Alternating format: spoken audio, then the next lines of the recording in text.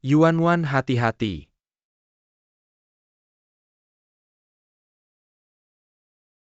Yuan-Wan, kamu baik-baik saja. Taiping panggil Nyonya Jinsheng dan undang Kaisar. Aduh, kok lama sekali. Jangan pergi, aku takut. Aku takut ada apa-apa dengan janin. Yuan-Wan, jangan takut, pasti tidak apa-apa. Aku cari orang ya. Jangan pergi, jangan pergi. Jangan pergi, Mianxi, jangan tinggalkan aku sendirian. Jangan tinggalkan aku sendirian. Yuan-Wan, aku tidak pergi. Aku akan tetap di sini menemanimu.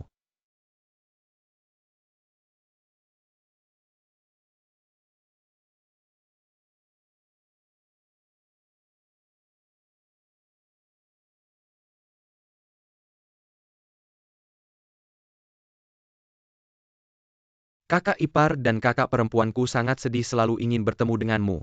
Yuan-Wan, kamu jangan takut. Aku di sini, aku di sini. Aduh, terima kasih tabib Kaisar. Permaisuri akan segera melahirkan.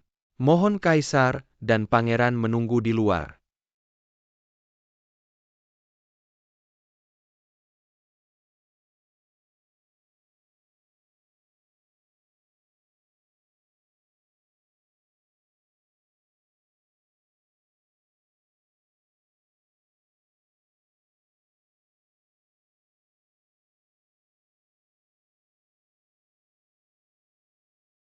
Permaisuri sudah melahirkan.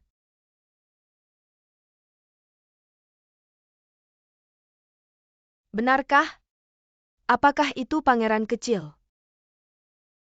Selamat, permaisuri, ini adalah pangeran kecil. Biarkan aku lihat, biarkan aku lihat.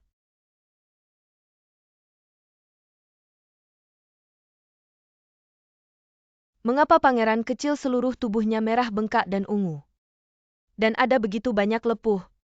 Mengapa dia tidak menangis?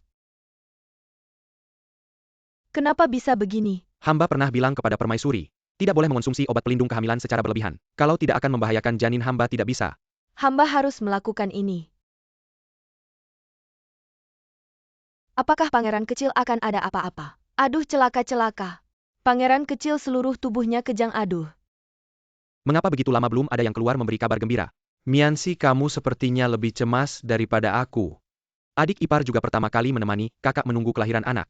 Adik ipar tidak sabar ingin menjadi paman. Kakak tidak sabar ingin melihat anakmu. Kaisar, Kaisar. Tabib, bagaimana permaisuri? Selamat Kaisar. Permaisuri telah memberikan seorang pangeran kecil untuk Kaisar. Sangat bagus, benar-benar bagus. Selamat kakak, aduh, aku ingin masuk melihat pangeran kecil. Kaisar, mohon Kaisar bersiap secara mental sebelum melihat pangeran kecil. Mengapa? Karena pangeran kecil menderita penyakit Ciyudan. Pangeran kecil kulitnya merah bengkak, demam tinggi dan pingsan disertai kejang. Jelas ini adalah racun api yang masuk ke dalam.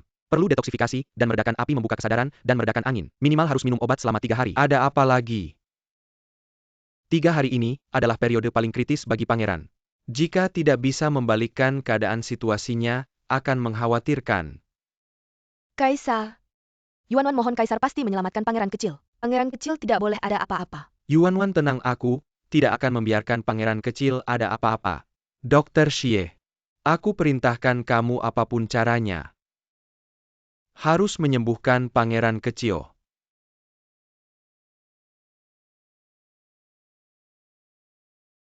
Xiao Caizi, sampaikan perintahku. Diistirahatkan selama 3 hari lalu masuk ke kuil.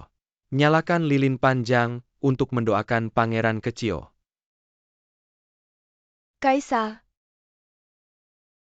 Yuan-Wan, aku akan tinggal di sini malam ini. Menemanimu menjaga pangeran kecil.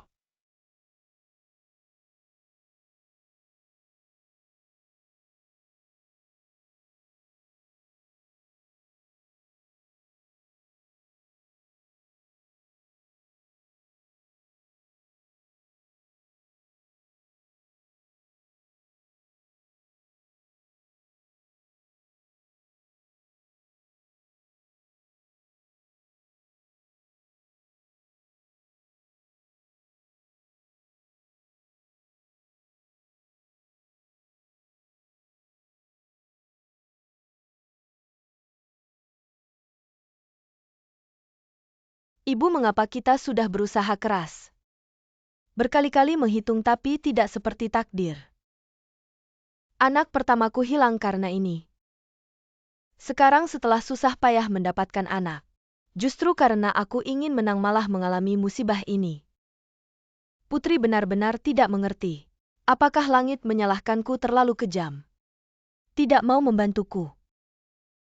Anak ini adalah darah dagingku yang kukandung selama 7 bulan. Satu-satunya keluarga dan sandaranku di istana.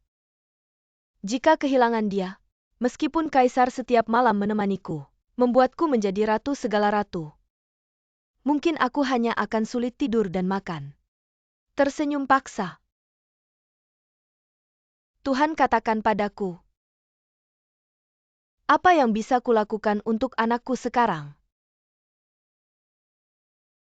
Sekarang salju turun deras, nyonya sedang dalam masa nifas. Tidak si harus nakilyar jika orang, tua di alam pasti tidak akan menyalahkanmu. Tuanku, dengarkan nasihat hamba, kesehatan yang utama. Tidak bisa, ayah sudah kembali. Aku satu-satunya keluarganya, aku tidak bisa menunggu lagi. Aku harus segera menemui ayah. Tuanku sedang dalam masa nifas, salju besar begini. Bagaimana bisa keluar? Benar tuanku, lebih baik dengarkan nasihat hamba, pulang saja. Tidak bisa, masih ada 2 hari. Aku harus memanfaatkan waktu. Pergi ke kuil untuk mendoakan Zhuang'er.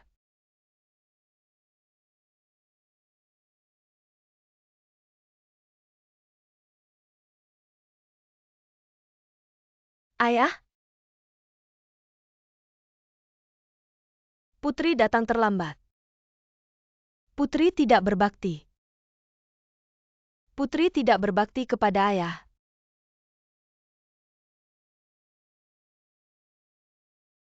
Oh dewa. Tolong hilangkan malapetaka dari anakku. Lindungi anakku agar selamat dan sejahtera.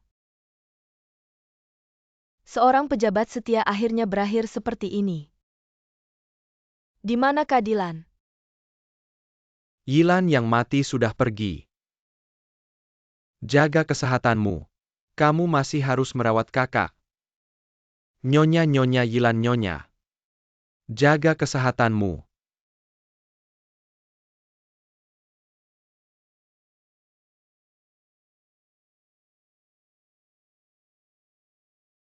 Kakak bukankah kamu pergi ke Guangzhou untuk mencari bukti membela ayah? Kenapa kamu kembali begitu cepat? Karena saya menemukan sesuatu yang penting dalam perjalanan. Tuan Marcher. Kebetulan sekali, izinkan saya memperkenalkan teman saya. Dia adalah perwakilan dari perusahaan Hindia Timur, Tuan Jadine. Tuan Jadine. Dia adalah perwakilan dari perusahaan Hindia Timur, Tuan Jadine. Jua Tuan. Ini adalah perwakilan yang dikirim oleh perusahaan Hindia Timur. Tuan Jadine, dia datang hari ini untuk mewakili perusahaan Hindia Timur menandatangani menerima syarat pengurangan penjualan opium. Apakah Anda yakin dia adalah Tuan Jadin dari perusahaan Hindia Timur? Ya, dia ada masalah. Tuan Jadine itu menunjukkan dokumen identitas yang dikeluarkan oleh Inggris kepada saya, dan surat penunjukan dari perusahaan Hindia Timur. Ternyata dia baru saja menyelesaikan tugas dari Inggris. Artinya, dulu di kantor Gubernur Guangdong yang bertemu dengan kami. Yang menandatangani dokumen itu adalah Tuan Jadine palsu. Saya sangat menyesal karena terlalu ceroboh saat itu. Salah percaya pada Gubernur Guangdong, Wang Mingchan. Tidak masuk akal. Saya sudah lama mendengar ada pejabat di Guangdong yang melanggar hukum, menyelundupkan opium untuk mencari keuntungan besar. Tidak terpikir mereka begitu berani menipu dan menjebak menteri kerajaan. Saya percaya hal ini bukan hanya dilakukan oleh satu pejabat lokal. Saya sedang menjelaskan kepada Marcher dan Tuan Jadine tentang betapa seriusnya hal ini. Mereka berjanji akan membantu menemukan orang yang berpura-pura itu. Semoga kali ini bisa menemukan jejaknya. Orang yang bersekongkol menjual candu dan menjebak orang baik harus dicabut sampai ke akarnya.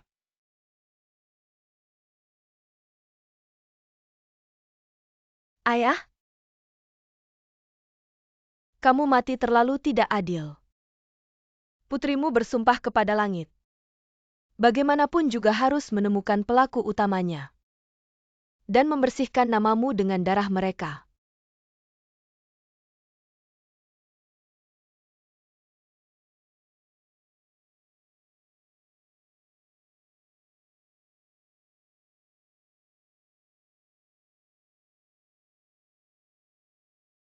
Tong Jiayuan tahu dosanya sangat besar. Menyakiti orang akhirnya menyakiti diri sendiri. Kini menyesal tapi sulit untuk kembali ke masa lalu. Yuanwan bersedia menerima semua hukuman. Jika anakku bisa melewati kesulitan ini dengan selamat. Yuanwan bersedia mengurangi umurku 20 tahun. Dan menjauh dari kekuasaan dengan tulus memeluk Buddha. Tanpa keinginan dan tuntutan.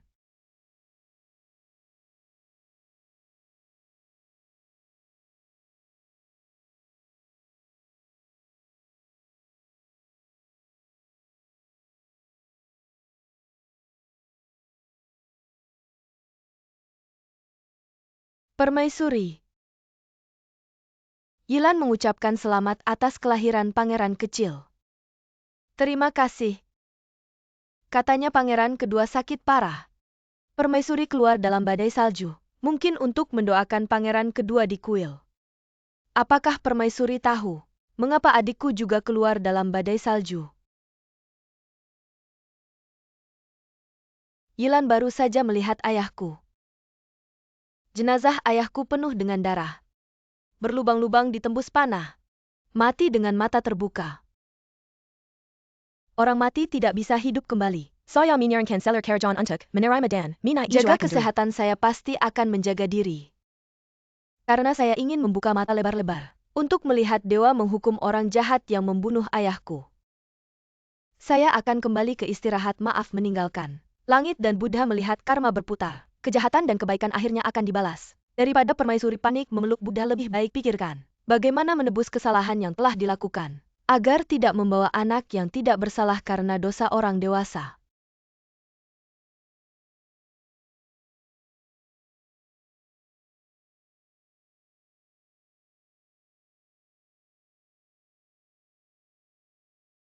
Kaisar hamba sudah. Bagaimana keadaan pangeran kedua kaisar? Keadaan pangeran kedua naik turun, kadang baik kadang buruk. Kadang dingin kadang panas. Sepertinya tidak ada perbaikan.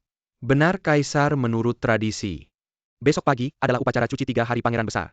Apakah akan dilaksanakan sesuai jadwal? Ya saya hampir lupa. Tapi dengan keadaan pangeran kedua sekarang, semua orang merasa tidak enak. Upacara 3 hari pangeran besar, tapi semuanya dibuat sederhana saja.